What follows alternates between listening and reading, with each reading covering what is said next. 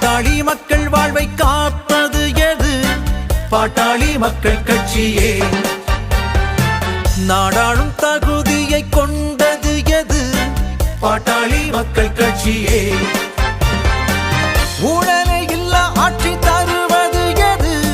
பாட்டாளி மக்கள் கட்சியே. நமக்கான மாற்றத்தை தருவது எது? பாட்டாளி மக்கள் கட்சியே. இனி வளர்கிற தலைமுறையாகும் நல்ல வளமுடன் வாழ்ந்திட வேண்டும். இனி தமிழக அரசியல் மீண்டும் நம் தமிழனின் கைகளில் வேண்டும்.